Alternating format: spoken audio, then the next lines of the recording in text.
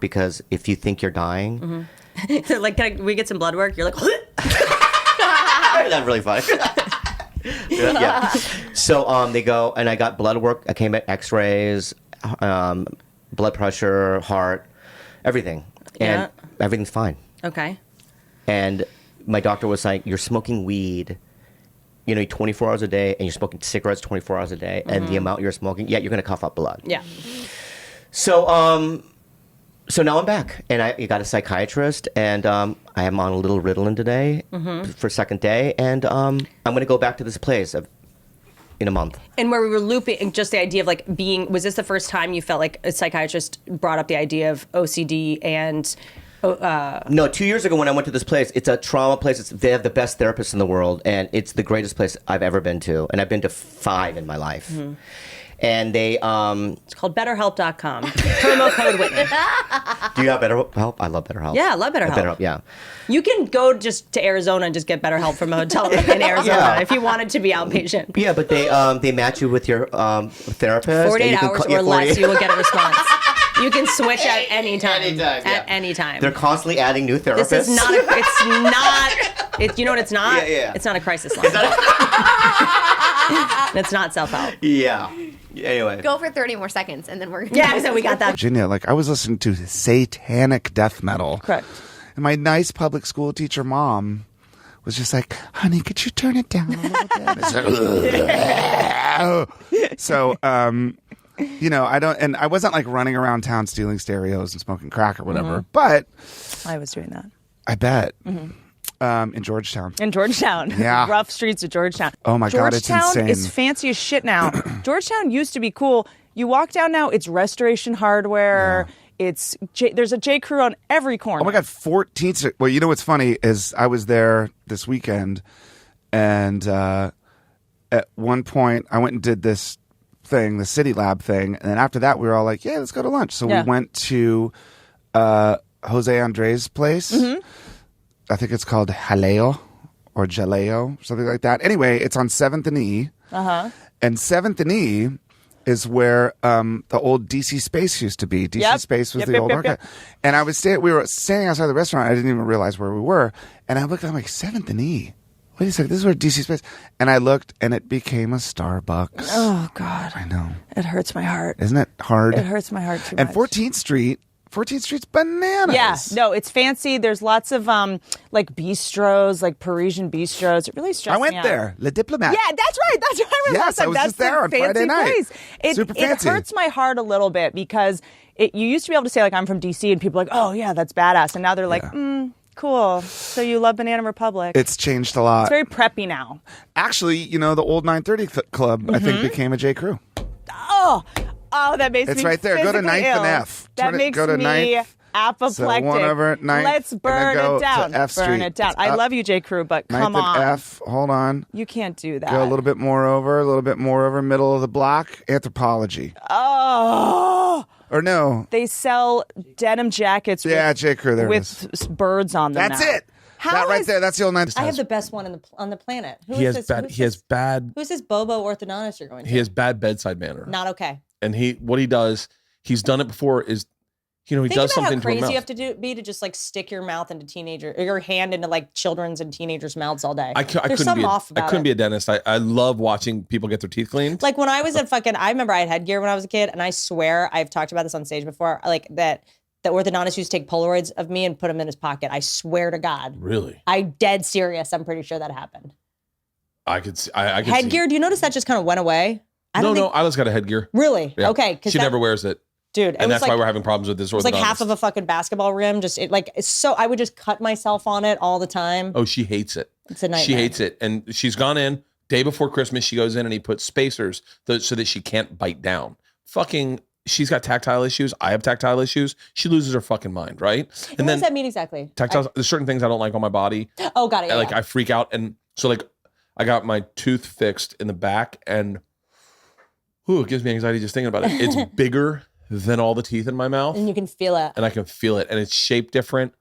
I haven't really gotten used to it yet. That's a very legitimate primordial thing. Something's wrong. Something's wrong. And that's Isla. And so that's she goes in reaction. 2 times and he does things to her mouth. And then One day she's going there and she's like, has a panic attack. She's like, I don't fucking like this orthodontist. She goes, I don't like what he's doing in my mouth. I feel like he's fucking my mouth up. And when doctors are dismissive, they're like, "It's fine, you're fine." Yeah. Like that is the most frustrating feeling as a young woman not being heard or seen and just being dismissed Well, by that's a what I doctor. said to Leanne. I didn't realize. Well, I've heard of this. Now, And by can I the tell way, you something? Let's keep talking to her about it because when she goes to the gyno, there is just like a, whatever. Racism is way worse, and black women have it the worst because their pain is completely dismissed and they assume they have a higher tolerance for pain than.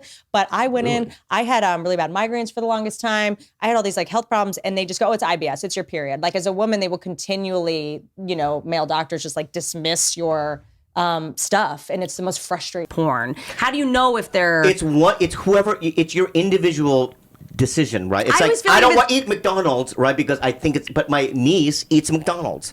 I think McDonald's is poison. Sure. And if you keep eating it, you're gonna die. But people eat it, and I have nothing. I don't think they should, but they fucking do it anyway. I don't give a fuck. But to be, if I may, are you saying that that's capitalizing on the trauma of animals because it's meat? Because the porn thing is because here's the thing, there is a huge rise in amateur porn where people that are dating consensually film themselves having sex and put it on. Yeah, I get what you're saying. It's not my place to say I'm participating in a rape or a trauma because I don't know. I'm not telling anyone to stop working in their I am field defending porn. or watching it. I'm just saying for me. For you, yeah. It feels right. spooky. That's what it feels like. It feels weird. It feels like I'm supporting something that's evil. Yeah. And that's just me. I'm working on a bit about like how because I'm dating a guy he's like 9 years younger than me, and everyone's like, well, why would you want to be with someone that was like exclusively raised by porn?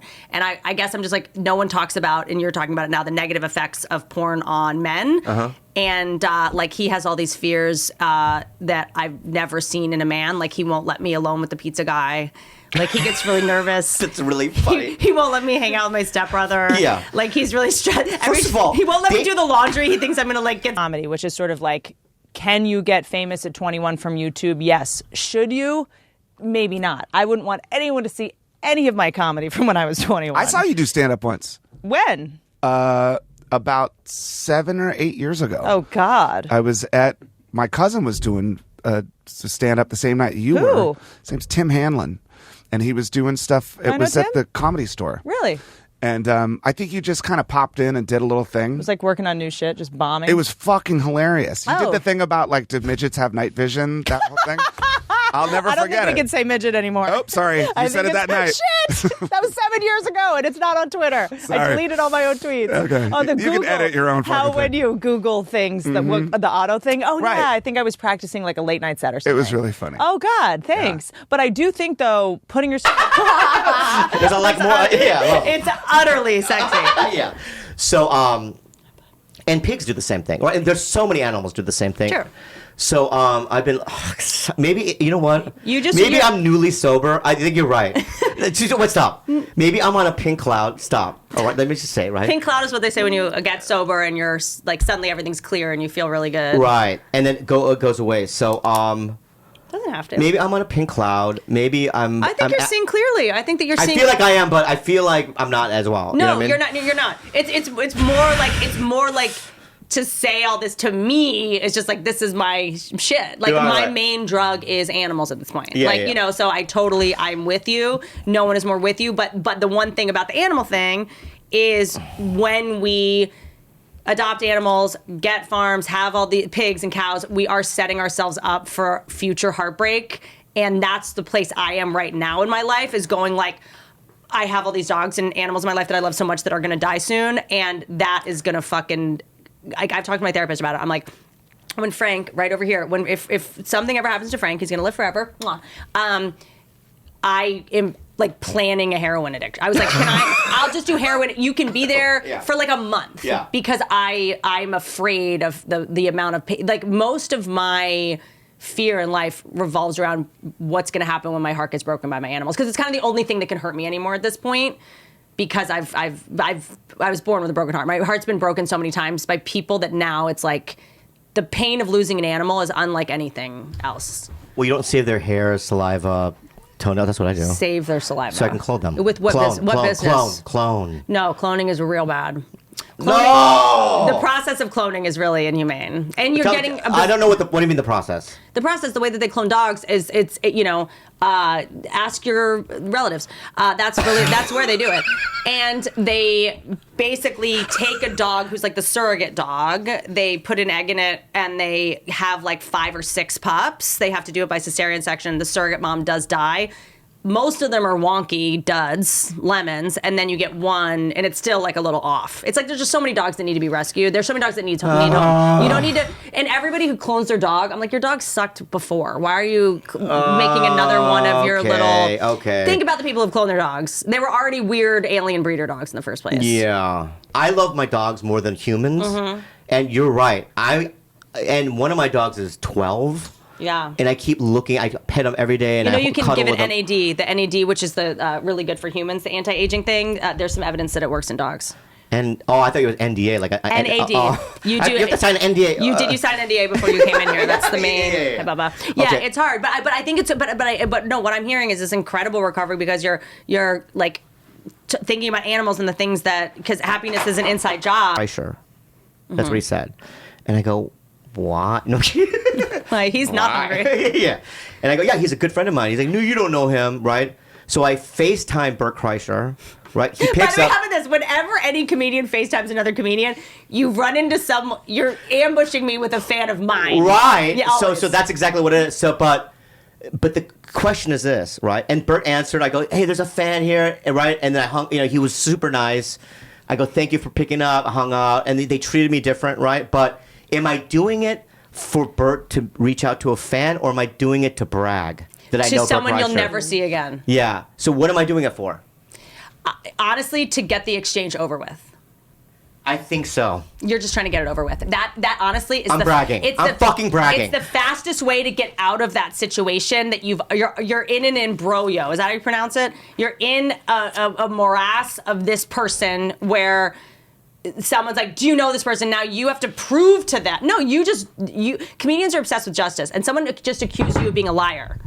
Yeah. And now you're like, all right, I'm going to fucking call this motherfucker so I don't have to go through the rest of my trip in Hungary thinking that this guy that works at basically the Hungarian version of Forever 21 is going to call me a liar. Yeah. How dare you? So it's really more that. Like when people will be like, accuse me of like, I'll just be like, here, I'm going to call a bitch. Because we have to prove ourselves. I think as comedians, we have to prove ourselves every day, all the time. And the idea that you have to prove to yourself to this fucking guy who just accused you of lying to him. But why can't we just say, why can't I just do this? I know him. No, you don't. Okay. And just move on. Because we're obsessed with justice and because someone called you a liar. And comedians are a lot of things, but we're not liars. Okay. That is my biggest third rail. When someone accuses me of like lying